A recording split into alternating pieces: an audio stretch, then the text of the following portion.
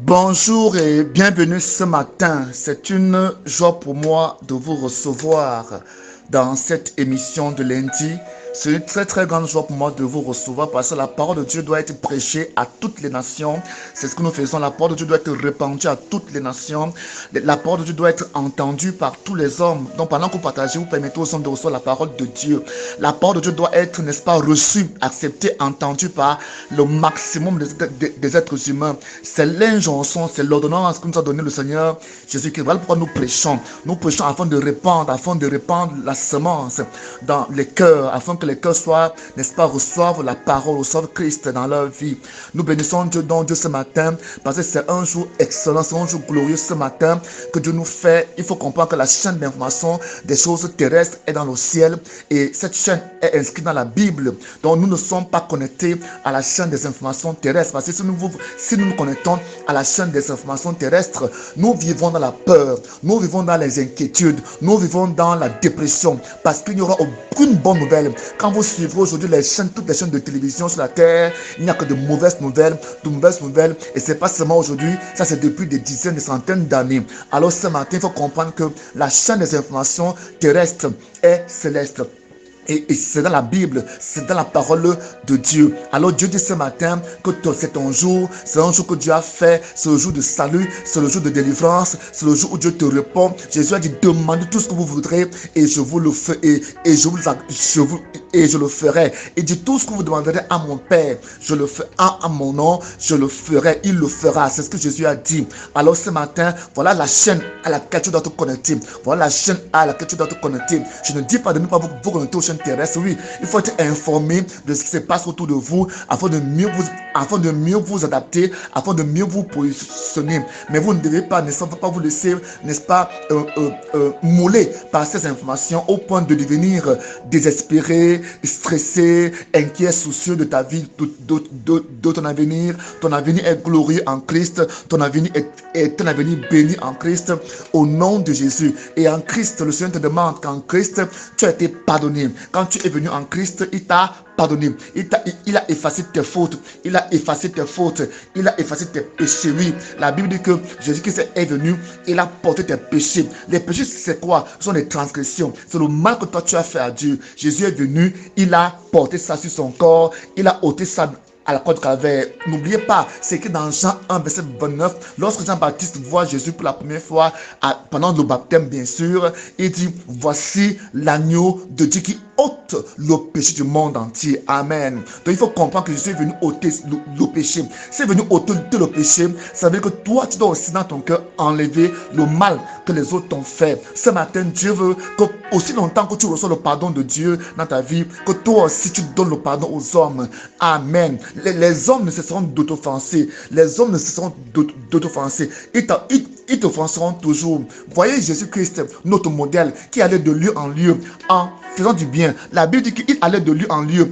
Il ne faisait pas du mal, il faisait du bien. Il faisait du bien. C'est ça que la parole de Dieu dit. Mais est-ce que ces gens lui ont fait du bien en retour? Non. Est-ce que ces gens lui ont fait du bien en retour? Non. Maintenant, quel a été le comportement de Jésus?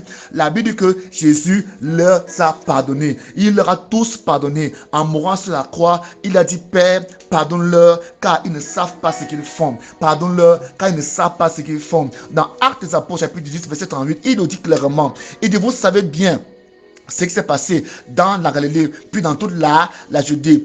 Amen. Il dit, Jésus-Christ, Dieu a oint Jésus de Nazareth en répandant sur lui la puissance du Saint-Esprit. Celui-ci a parcouru le pays en faisant le bien et en guérissant tous ceux qui étaient tombés sous la puissance du mal, sous le pouvoir du diable, car Dieu était avec lui. Mais est-ce que ces gens lui ont fait du bien en retour? Non. Voyez bien la scène devant Ponce Pilate. Lorsqu'on traîne Jésus-Christ devant Ponce Pilate, Ponce Pilate veut bien libérer Jésus et il se rend compte qu'il rencontre une grande opposition au sein même des Juifs, au sein même de la communauté juive. Regardez bien, le centaines de milliers d'âmes, des centaines de milliers de personnes qui ont suivi Jésus depuis le début du ministère jusqu'à la fin, et qui beaucoup étaient là, mais scandaient, crucifie-le, crucifie-le. Ce sont eux qui scandaient, crucifie-le. Mais où étaient ces gens pendant que Jésus avait le plus besoin d'eux?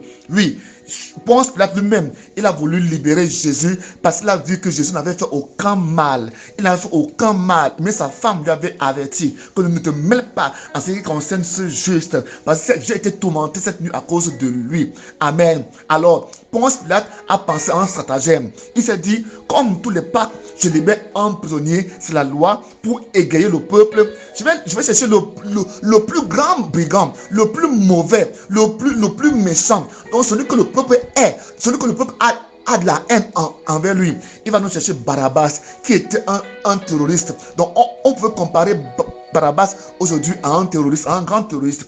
Il avait fait beaucoup de mal aux gens. Et on le fit sortir de la prison. C'était déjà un condamné à mort. Donc Barabbas savait qu'il allait mourir quelques jours, quelques heures. Il savait que ce week-end-là était son week-end de mort.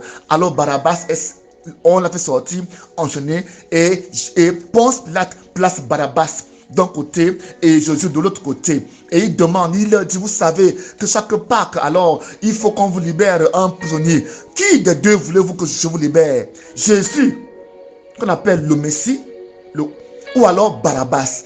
Ponce Pilate, qui était païen, savait pertinemment que le peuple allait choisir Jésus. Parce qu'il savait que ce Jésus les avait nourris plusieurs fois. Ce Jésus avait guéri des milliers de malades. Ce Jésus avait ressuscité les morts. Ce Jésus ne faisait que du bien. Or, Barabbas ne faisait que du mal. Il était certain. Mais le peuple choisit Barabbas. Barabbas. Et il va leur dire, et ce Jésus, que dois-je faire de lui? Puisqu'il n'a rien fait. Le peuple va dire, crucifiez-le. Ça, c'est le cas de l'homme. Quel que soit le bien que tu feras aux hommes, ils ne te feront que du mal. Donc, il faut que tu sois prêt.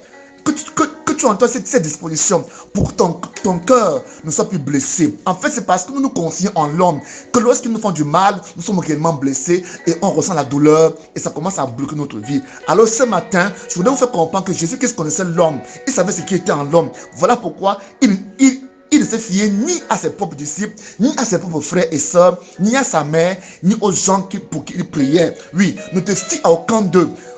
Confie-toi à Jésus, remets-toi en témoin de Jésus et pardonne à ces gens. Quand tu ne pardonnes pas, cela montre que tu te confies encore à ces gens, tu te fies encore en eux. Tu attends quelque chose d'eux, n'attends rien d'eux.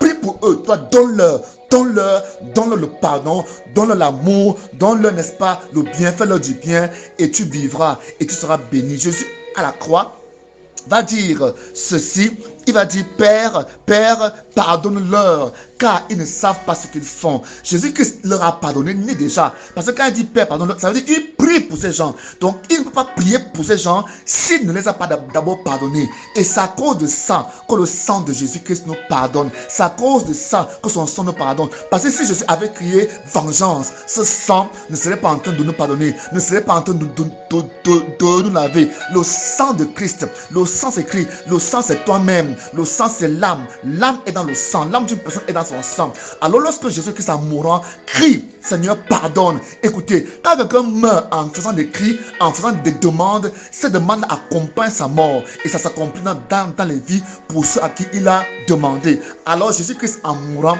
a dit pour toi, pardonne-leur, pardonne-leur. Même Judas était pardonné, même Pierre était pardonné, même ceux-là qui lui ont jeté des pierres, craché sur lui, l'ont fouetté, étaient déjà pardonnés. Donc le pardon était déjà disponible. Le pardon en Christ est disponible jusqu'aujourd'hui. Parce que Jésus a dit à Dieu, pardonne-leur, pardonne-leur, pardonne-leur. Amen. Parce que moi, je les ai pardonnés, car ils ne savent pas ce qu'ils font. Alors en Christ, ton pardon est disponible. Même si tu as fait quel péché, même si tu as commis quel mal, quelle faute, ne dis pas que ce que tu as fait est trop grave. Toi me vois, écoutez, Barabbas a été pardonné parce qu'à l'instant où Ponce Pilate place Jésus et Barabbas, le peuple a vu la vérité. Le peuple a vu un Barabbas justifié. Le peuple de Dieu a vu un Barabbas pardonné. Le peuple a vu un Barabbas sans péché. Et quand ils ont vu Jésus à l'instant, ils ont vu Jésus qui portait les péchés du monde entier. Voilà pourquoi on a haï Jésus, on l'a rejeté, parce qu'il portait nos péchés déjà. Et quand les gens le voyaient, ils voyaient en lui nos fautes, nos iniquités, nos déviances, nos défaillances envers les commandements, envers la loi. Et la haine qui était dirigée sur nous a été complètement détournée et a été dirigée sur Jésus. Amen. Le jugement de Dieu, les attaques de l'enfer qui étaient dirigées sur nous ont été réorientées sur Christ. Christ à cause de toi, afin qu'aujourd'hui tu sois pardonné, afin qu'aujourd'hui tu sois restauré. Donc ce matin, tu es restauré. Dès ce matin, tu es pardonné. Mais qu'est-ce qu'il faut donc pour obtenir ce pardon? Il faut seulement demander. C'est quoi Jésus a dit? Demander. Demander, c'est disponible. Ce que tu demandes là, tu l'as déjà reçu en Christ. Mais pour avoir accès à ça, pour recevoir cela, il faut demander. Donc lorsque tu vas vers Dieu, demander pardon pour tes péchés, en les citant, en les nommant, tu es pardonné. Tu reçois le pardon. Alors ce matin, comme tu pardonnes, Dieu te pardonne. Comme Dieu te pardonne, pardonne aux autres et fais-leur du bien. Amen. Il dit dans le livre de Galates chapitre 6 verset 9, faisons le bien sans nous lasser, sans nous laisser gagner par le découragement. Car si nous nous relâchons pas dans nos efforts, nous récolterons au temps convenable. Que Dieu bénisse ce matin au nom de Jésus-Christ de Nazareth. Mon nom c'est l'apôtre Bétien Bled. Mon contact appel WhatsApp, c'est le plus 237 699 97 82 47. Vous pouvez aussi me suivre sur ma page Facebook, ma page YouTube en cliquant apôtre Bétien Bled. Apôtre Bétien, c'est écrit B-E-T-S-E-M. Bled, c'est écrit B-L-A-I-D-E. Que Dieu bénisse au nom de Jésus. Amen.